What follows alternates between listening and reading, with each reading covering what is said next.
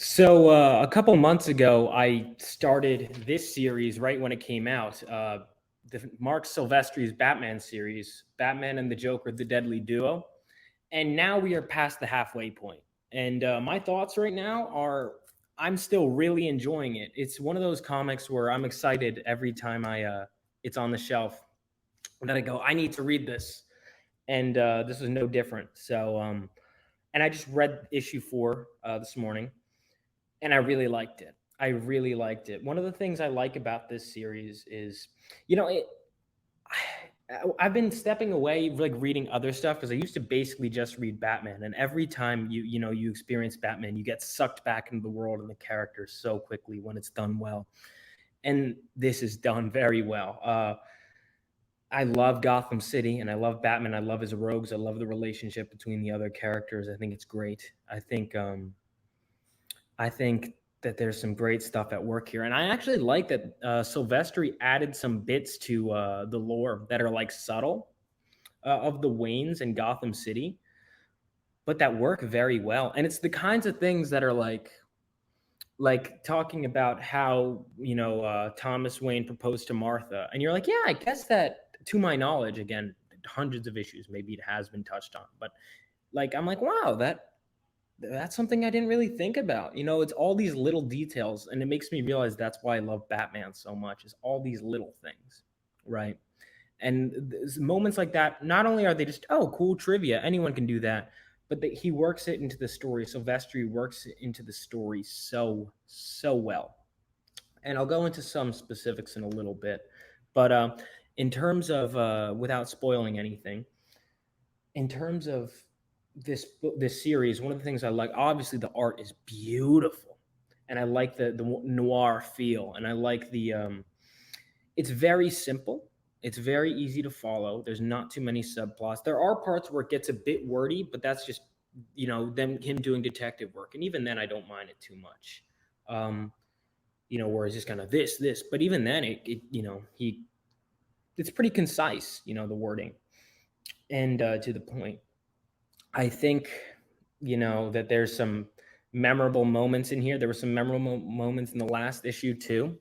And my hope is that while it's good so far, my hope is that by the end of this series, we have an all-time classic, because it's a good story. And the thing about Three Jokers, right, for example, amazing execution with the printing, with the artwork, the panel layouts, everything. And then for me personally, I barely even remember the ending, right?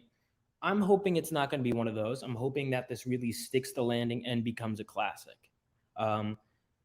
It's also weird because and this is going to sound weird to say, I'm kind of sick of the Joker, in the sense that Batman has so many other great villains, and it's like, does everything need to be the Joker? And when it started off and I was like, oh, there are a bunch of Jokers, I was like, well, Silvestri's drawing it, so I'll stick this one out. But it's getting more interesting, and I'm really liking it.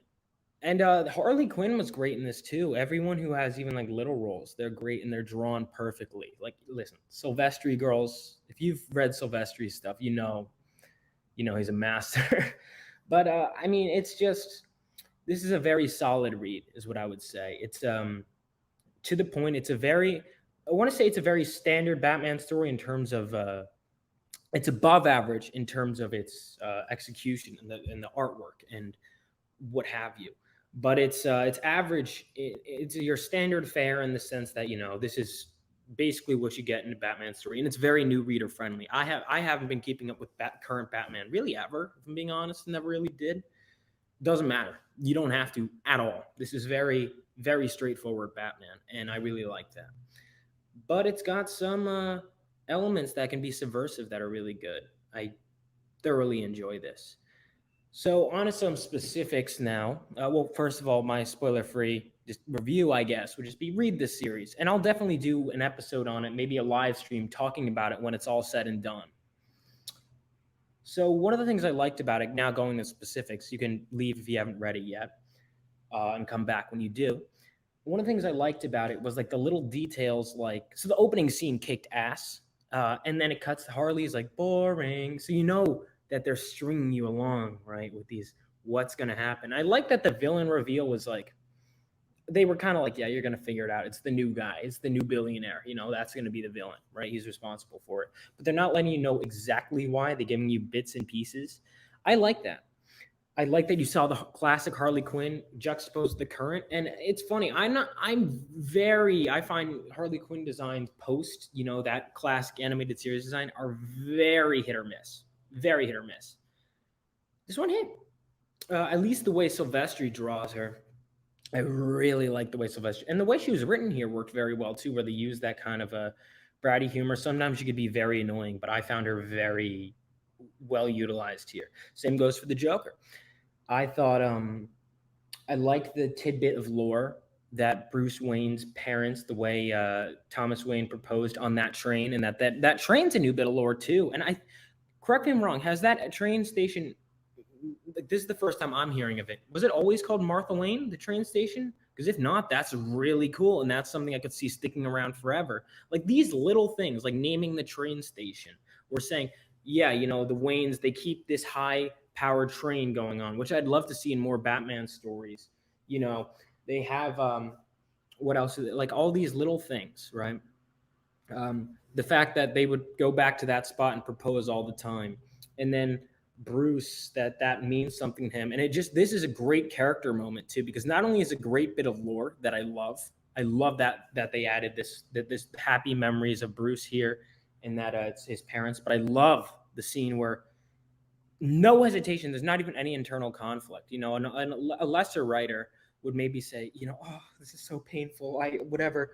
But the way it's just, he goes, no hesitation. He goes like, this is a happy memory. And it's not even a decision he makes. He just does it. He has to burn this place that was so good to them if it means saving people. And this is why Batman is such an amazing character, an amazing human being. No hesitation. This is one of the best childhood memories. This is the place where his dad asked his mom to marry him. It's one of the best places of his childhood. It means something to the family. They've been preserving it. It's Gotham history. But for me, saving human life, burn it. No hesitation. I mean, I love that moment. And also, it's weird. There's a lot of, despite being Black Label, there's a lot of off-panel violence where I'm like, real? Did we not show it? Like Joker pushing people off the train. I don't know how he got 6 people pushed off. That was a little, but it worked. It was a good reveal. It was a little weird, but it worked. Or like last issue where there's like that father that Batman is supposed to save and he doesn't.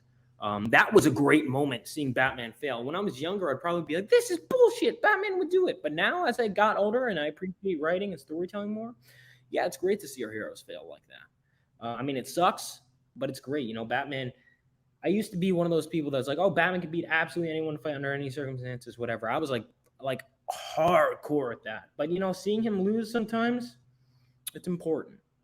Anyway, that was, I think, issue 3. Was that 3? Yeah, that was 3. But this has been a very solid series. I have a feeling, I'm afraid, I'm kind of prepping myself to be, disappointed a bit by the ending, just because, the villain, if I'm being honest, is not very intriguing to me, which is, not a great sign. But, I'm pulling out hope. Maybe it'll go somewhere really interesting. I don't know. I can't imagine this character being like a permanent rogue. Again, maybe I'm wrong, but I just, I don't really see it. I really don't. I do think, what was I going to say?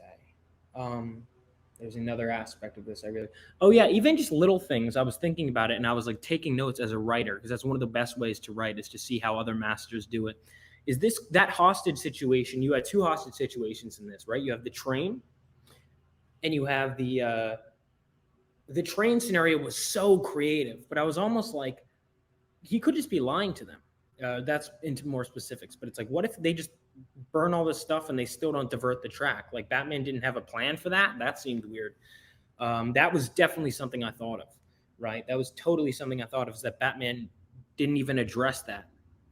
Definitely weird, but I can let it slide, I suppose. I'm just, in my head canon, Batman did have a backup plan, or was kind of gonna come up with one.